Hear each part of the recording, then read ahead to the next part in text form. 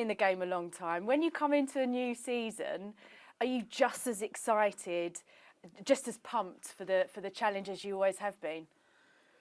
Yes, I am. Yeah. And it's interesting because I had that in one of the meetings in the preseason. In a moment when you don't have that anymore, then you have really to ask you a serious question. I think the best example for us is, for all of us, is really James Milner always, because I'm not sure exactly how many Premier League pre-seasons he had, Yeah, but quite a few. Yeah, and I did one of his first interviews actually many moons ago when he was at Newcastle. Oh. So yeah. And did you understand a lot? Because it's like grumbling a lot, like. Yeah, he can speak a lot better now. He was very young then, but Yeah. it was a good interview anyway. But yeah, he's kind of like the standard bearer, isn't he? For keep going and going and going and still having that enthusiasm. And just enjoying the moment, because the life for a football player after the career is longer than, hopefully longer than the one before or during a career. So you better enjoy it. And I feel exactly the same. Like always, it's just because it's exciting, because you don't know what happens. You have different problems. You have to solve them. So it's never the same, and that's why it's so cool to be part of it. Yeah. What about when you don't get everything you want in a season and there's such fine margins? A point, a goal in it. It's not the first time in my life that I was that close, unfortunately. So it doesn't change anything. So do you just get over it instantly? Yeah. You do? Yeah, of course. And that's no problem. I think that's what we all learn from life. It's pretty rare that you get everything you want. So we learn dealing with disappointments quite early and frequently. And that's really that's not something I carry around or whatever. So. And it's not that we say now it was 1 point and this year we 1 point ahead or whatever. You don't know, because there's so much improvement and development in this league, and you have to play all the games again and to be at your best, and that's what I'm concerned about, and not in this moment, not what we could achieve at the end. I think it's fair to say you would have wanted to get off to a better start watching your post-match. I mean, you really hated that, especially the first half performance, didn't you? On reflection, was it as bad as you thought? Yeah. No. No? Yes and no. When you watch it back, of course, we had really good moments, but it was just not enough, and it was not even. I was not even close to what I expected, to be 100% honest. Just because of all the sessions we had, all the games we played, not only the City game, but we had obviously much more sessions than games, and it looked really good. It looked really good, and then the City game looked really good. I was surprised that early, that good. And I go in the game, have a normal week to prepare, and I mean it's just a slow start, and that's never good. But it's not a massive problem because it can happen. Then the reaction to that was not perfect, and it gave obviously Fulham a boost.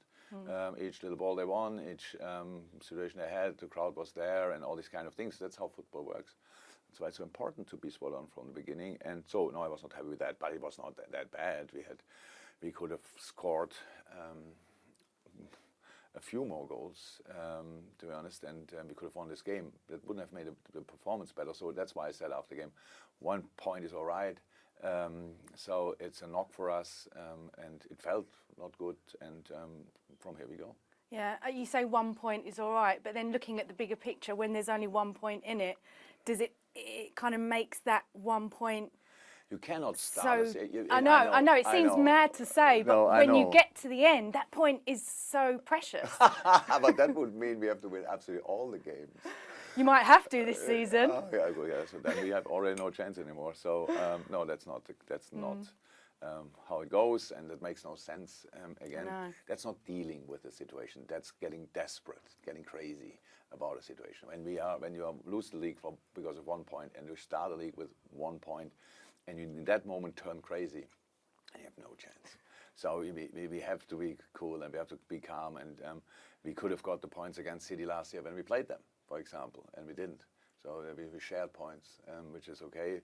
But if we want to be ahead of them, I think it makes sense. We win at least one of the 2 games, and that's how it is. But it's not only City; it's just City as well. And so.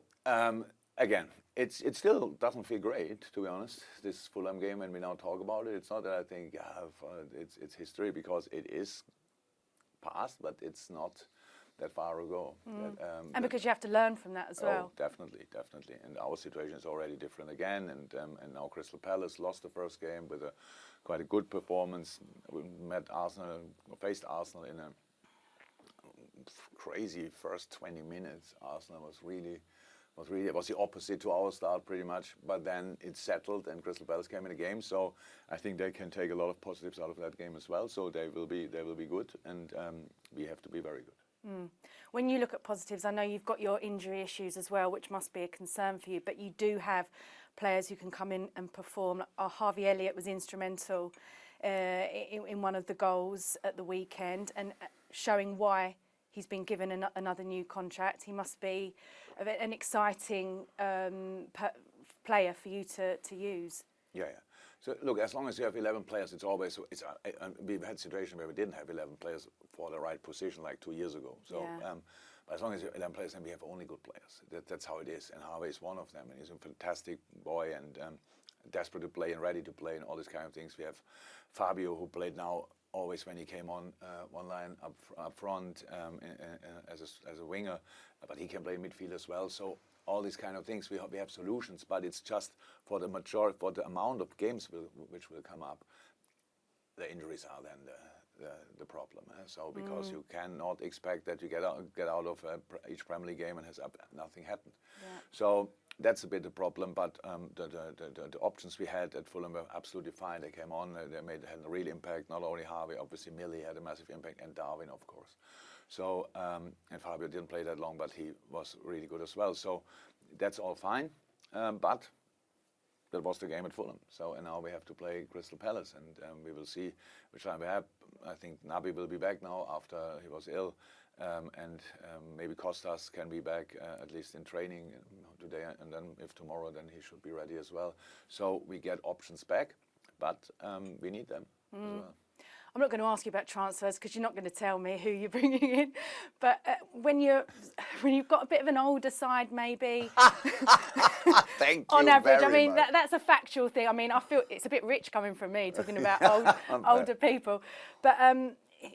It's a worry. It's a bit of a concern because you could be one more injury away from having a more serious problem. Yeah, true. I don't think it has too much to do with age, but because we talk about 30-year-old people, 29, 30, 31. So if we would have exactly, if we would have been considered as old in that age, that would be really funny. Yeah. So and in sports, it's not like this. It's a bit of football thing. That we always think, 34, 35. If you're a professional, a top professional like James Milner or others out there, David Silva still playing, I think at least, and so like a lot of these guys are still playing. But no, it's true. The thing is, it's easy for us to bring a midfielder in, but it's not so easy to bring the right midfielder in, and so that's for money reasons and for contractual reasons, so which most of the time go hand in hand. So that's really the thing, and it's not that we deny signing a player if we have a problem with injuries, for example. But it's a completely different situation to the beginning of the season, beginning of the preseason, when everybody told me we need a new midfielder. That was about the kind of midfielder, and that's a completely different discussion. And we didn't need a different kind of midfielder. But if the right midfielder would have been available, we would have gone then as well. So and now the situation changed slightly. We have more injuries, that's true, but it still can only be about the right. Yeah. And that's not easy, and there's nothing to do with that. It's now August already, and in end of August the transfer window closes. No, it's just because it's 2022, right? Yeah, 2022, and people have contracts until 4, 5, or 6. So that's the situation, and that's why we have to be calm, and we are calm, and have to sort our problems with the boys we have. And it is difficult already, and it might become more difficult, but it's still all about solutions, and only one of these solutions is the transfer market. All the other solutions are here. You do have a good knack of bringing in the right ones, though. Darwin Núñez definitely seems to be one of those. He's got that pizzazz, I think, which is typified by his goal, but he's also a little bit kind of rough around the edges as well, which is good, which you kind of need in this league. What do you like? He's a proper striker. Yeah. all about him is a striker. So he's actually only concerned about that. I'm sure that's you can see that in all his movements and stuff like this. And now, but we said it 5 weeks ago. We started preseason, and he started, and the first game didn't look that great, obviously from the outside world, not for us, but when people that and stuff like this, it's crazy how quick we judge people. Wow. I know. If somebody would do it to us, to each of them, and would say, "Oh, first day in work, oh, it didn't work out. Go home, and never want to see you again. You don't get a second chance, by the way." Imagine that. Yeah. So I would have been long gone. Yeah, we all. My God, no chance. And so that's and obviously, meanwhile, everybody can see. He's a proper striker, and that's good for us, good for him. And yes, he's a handful, and he is really a different type to what we had. Very lively, very energetic, physically really strong, technically really good, and that obviously goes together with being more settled and more confident and more secure about yourself in the new environment. You cannot say in the first day, "Come on, now show me your 100 centimeters." That has to develop, and that's what we are doing in the moment with him, and he's on a really good way. Yeah. When you look at your sort of closest rivals, I know it might not be a two-horse race this season. There are other great teams in this league, but Manchester City have obviously brought in Erling Haaland, and they're kind of saying, "Wow, he's going to be getting 30, 40 goals this season." I mean, they seem to have gone to the next level. You have to kind of keep going with them. How kind of confident are you that you're going to be doing that? Cannot really. It's really funny as well. I think we won against City the week before. Yeah. And then everybody was asking, will Haaland score really well? Oh, no, it's crazy, isn't it? A week in a football week, is like a year. It's like 10 years. So it's really funny.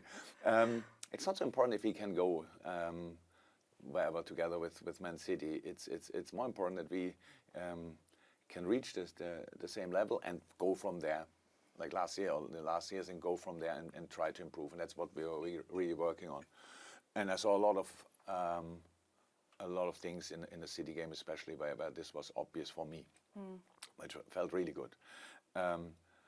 But it's not about that. I would be happy if it's a two-horse race and we have to just be concerned about City, but I can't see that, to be honest. It's really tough, and Tottenham looks like really settled now with in Antonio Conte way, and that will be really tough to play against them. Arsenal looks ready, all these kind of things. So, but the season is so young. We have already injury problems. I'm not sure other teams have them as well already, but they will get them at one point. It's all about how you deal with that.